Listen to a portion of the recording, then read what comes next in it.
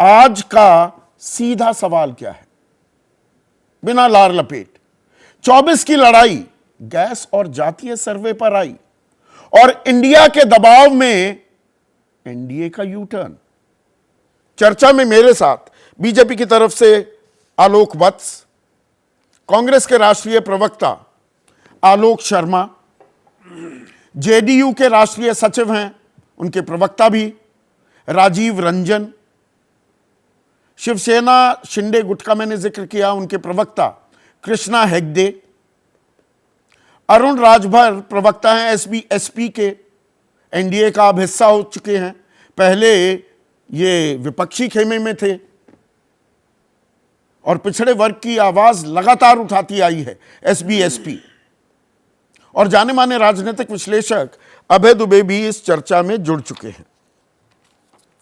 तो आलोक वत्स, 200 रुपए गैस के दाम घटा दिए, अच्छी बात है। अब रक्षाबंधन का आप तोहफा बता रहे हैं और परिवार की बहनों की सहूलियत बढ़ेगी, उनका जीवन और आसान हो जाएगा। 509 रुपए कीमत बढ़ाकर 200 घटाने से आसान हो जाएगा या इतना मुश्किल कर दिया था कि यह छोटी सी राहत भी अब ऐसे लगेगी कि पता नहीं कितना बड़ा तोहफा दे दिया गया है? संदीप जी, राहत होती है। अभी के इस दौर में 200 की राहत कम नहीं है। जब राहत का दौर चल पड़ा है तो हो सकता है आगे और भी राहत मिलेगी। और जो वो 509 रुपए बढ़ाए थे वो मजबूरी थी। अच्छा। देखिए, जो वैश्विक स्थिति थी उससे आप अनभिज्ञ नहीं है या कोई भी आदमी अनभिज्ञ नहीं है। उस कोरोना काल भी आया, उससे भी आप अनभिज्ञ नहीं है।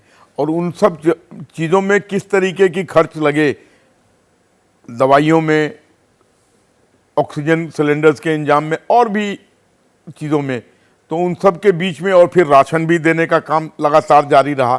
तो इन सब चीज़ों से थोड़ी परिस्थितियां ऐसी उत्पन्न हुई कि नहीं कर सके। अब जब परिस्थितियां एक हाथ से देते हैं, दूसरे हाथ से उससे ज्यादा ले लेते हैं, ऐसी बात नहीं है। पीड़ा तो आम आदमी झेलता रहा। परिस्थितियां कराती हैं, वैश्विक वार, ये आप देखिए कहाँ है दूसरे देशों का इन्फ्लेशन रेट, कहाँ हमने बांध के रखा हुआ है। तो ये सब चीज़ों को आज की जनता प्रबुद्ध है, वो इन चीज़ों को समझती है। कितने दिनों से विपक्ष बहुत हुई गैस की मार, अब की बार मोदी सरकार 400 रुपए पर आप ये नारा बुलंद करते थे, 1103 रुपए तक दाम ले गए, अब 200 रुपए घटा दिए, तो ये सौगात के तौर पर आप पेश कर रहे हैं। और भी आगे घटाएंगे। आप ऐसा क्यों मान रहे हैं कि ये चॉपर ब्लॉक कर दिया है? और भी आगे घटती जाएंगी, स्थितियां अनुकूल होंगी तो और भी घटती चली जाएंगी। अरे कम से कम हमने हिंदुस्तान को एक बड़ी अर्थव्यवस्था में खड़ी करने की कवायद तो कर दी है। बड़ी अर्थव्यवस्था तो हो गए, 5वीं सबसे बड़ी अर्थव्यवस्था। अब तीसरी की बात कीजिए। हाँ, तीसरे भी हो जाएंगे, पर प्रति व्यक्ति आय में हम 142वें नंबर पर हैं दुनिया में। उस बात को नजरअंदाज कर देंगे क्या? जब धरातल पे जब बनेगी रीढ़ का हड्डी, जब पुख्ता हो जाएगा तो ये चीजें स्वाभाविक रूप से, रनवे जब बन जाएगा तो हवाई जहाज तो लैंड करेगा ही करेगा। आपने कहा मुश्किल वक्त था 2020 2021 का, कोरोना काल, कौन नहीं जानता है। बिल्कुल मानता हूं, आफत आपातकाल था। पर इसी साल जनवरी 23 काशी नगरी में केंद्रीय मंत्री हरदीप पुरी ने कहा था तेल और गैस की कंपनियों से कि भाई आपके नुकसान की भरपाई भी हो गई, अब तो आप मुनाफा कमाने लगे, अब तो थोड़े दाम घटा दो। और वो सिर्फ गैस के नहीं थे, पेट्रोल डीजल के तो खैर आपने अभी नहीं घटाए। वो जनवरी की बात होते होते कटौती होती है, ये अगस्त का अंत आ गया, चुनाव सर पर है तो सौगात दी जा रही है। आप ऐसा देखिए, अभी कुछ भी हम करेंगे तो उसको लोग चुनाव से जोड़ के देख लेंगे। अभी हम कुछ भी करेंगे तो लोग कहेंगे कि I.N.D. से हम डर गए। ये सब स्वाभाविक प्रक्रियाएं हैं, लेकिन ऐसा नहीं है। स्थितियां जब अनुकूल होंगी तो ये चीजें राहत लोगों को देने का काम किया जाएगा। और देखिए, रहा तेल और पेट्रोल और डीजल की बात है, तो अब तो ऑयल बॉन्ड का भी पेमेंट, जो बॉन्ड्स कांग्रेस ने रिलीज किए थे, कितने के ऑयल बॉन्ड लिए थे कांग्रेस ने? शायद संभवतः 10,000 करोड़ से ऊपर का था। नहीं, मैं आंकड़ा बता देता हूं, 1,32,000 करोड़ कुल मिलाकर ऑयल बॉन्ड की पेमेंट होनी है। और आपने 16 बार एक्साइज ड्यूटी बढ़ाकर 27 लाख करोड़ रुपए कमाए।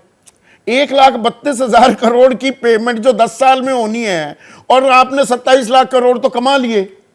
16 बार बढ़ाई ना एक्साइज ड्यूटी।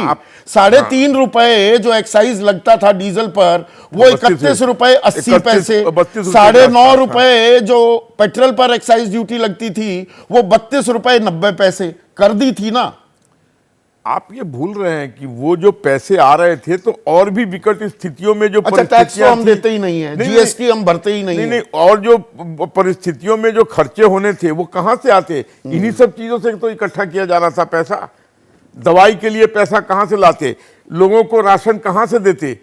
कहां से ये सब कवायद करते? ये 2014 से पहले नहीं पता था कि बहुत हुई महंगाई की मार, बहुत हुई पेट्रोल डीजल की मार, बहुत हुई गैस की मार। देखिए, जब सरकार में रहते हैं तो हर विपक्ष का एक काम होता है, एक्सपोज, डिपोज एंड प्रपोज।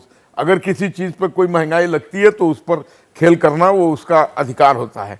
हमने भी किया, आपने किया, अब आपसे इसीलिए सवाल भी पूछे जा रहे हैं। पत्रकारिता कोई इमोशन नहीं है, ना अपना कोई ज्ञान देना है और ना कोई विचार थोपना है। पत्रकारिता क्या है? पत्रकारिता का मतलब है सही जानकारी इकट्ठा करना और तथ्य बताना। पत्रकारिता आज जितने महत्वपूर्ण दौर में है, शायद पहले नहीं थी। इस दौर से निकलने के लिए सिर्फ सच दिखाने की जरूरत है, वो सच जो आपके हित को आगे रखे। इसलिए अब रात 9 बजे प्राइम टाइम नहीं होगा, ये आपका टाइम है। जगविंदर पटियाल के साथ देखिए पब्लिक इंटरेस्ट, सोमवार से शुक्रवार रात 9 बजे सिर्फ एबीपी न्यूज पर। एबीपी न्यूज आपको रखे आगे।